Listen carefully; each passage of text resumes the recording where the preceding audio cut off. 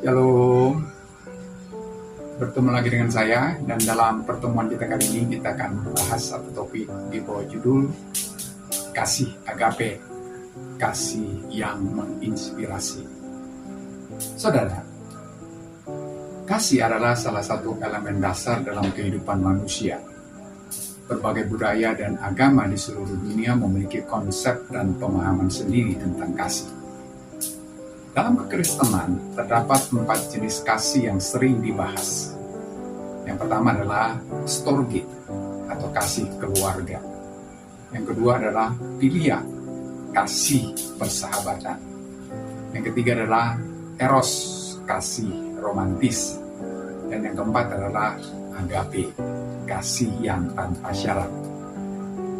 Saudara, dari keempat jenis ini, kasih agape adalah bentuk kasih yang paling murni dan sempurna, yang mencerminkan kasih Allah kepada umat manusia.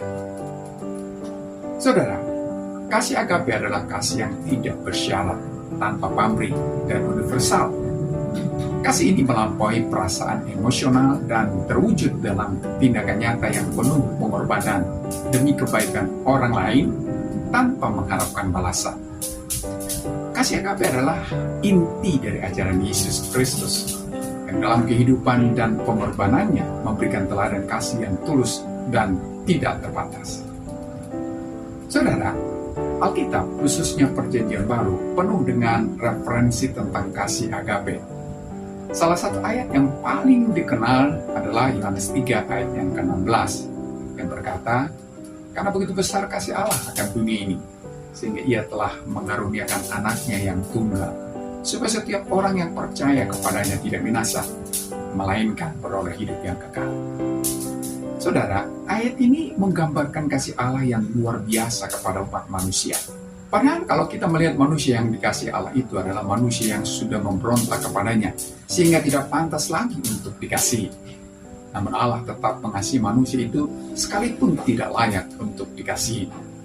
Dan untuk mewujudkan kasihnya, Allah harus memberikan anaknya sebagai tebusan dosa manusia yang telah memusuhi dia. Itulah sebabnya ayat ini berkata bahwa kasih yang diwujudkan Allah itu adalah kasih yang begitu besar. Selain itu, dalam suratnya kepada jemaat di Korintus, Rasul Paulus menjelaskan kasih agape dengan sangat mendalam. Hal itu terlihat dalam 1 Korintus pasal 13 ayat 4 sampai ayat yang ke-5 yang berkata, "Kasih itu sabar, kasih itu murah hati, ia tidak cemburu, ia tidak memegahkan diri dan tidak sombong. Ia tidak melakukan yang tidak sopan dan tidak mencari keuntungan diri sendiri. Ia tidak pemarah dan tidak menyimpan kesalahan orang lain." Hal ini menunjukkan bahwa kasih agape mencakup berbagai sifat yang positif dan mendukung hubungan harmonis di antara manusia. Saudara, bagaimana kita bisa menerapkan kasih agape dalam kehidupan sehari-hari? Penerapan kasih agape dalam kehidupan kita sehari-hari menuntut kita untuk melampaui egoisme dan kepentingan pribadi. Ini bisa diwujudkan dalam berbagai bentuk, seperti membantu mereka yang membutuhkan, memberikan dukungan moral kepada orang lain, dan bersikap pemaaf. Kasih agape menantang kita untuk melihat ke dalam hati dan bertindak dengan penuh empati serta perhatian. Misalnya, dalam konteks hubungan masyarakat, kasih agape bisa berarti memberikan dukungan tanpa syarat kepada orang lain yang sedang mengalami kesulitan tanpa mengharapkan imbalan apapun. Dalam lingkungan kerja, kasih agape bisa diwujudkan dengan membantu rekan kerja yang membutuhkan bantuan atau mendukung tim dengan kontribusi terbaik tanpa memikirkan penghargaan pribadi. Dalam lingkungan bertetangga, kasih agape bisa dinyatakan dengan memberikan penghiburan dan kekuatan bagi tetangga yang sedang kemalangan tanpa maksud-maksud terselubung. Saudara, meskipun kasih agape adalah bentuk kasih yang ideal, mengamalkannya dalam kehidupan sehari-hari bukanlah hal yang mudah.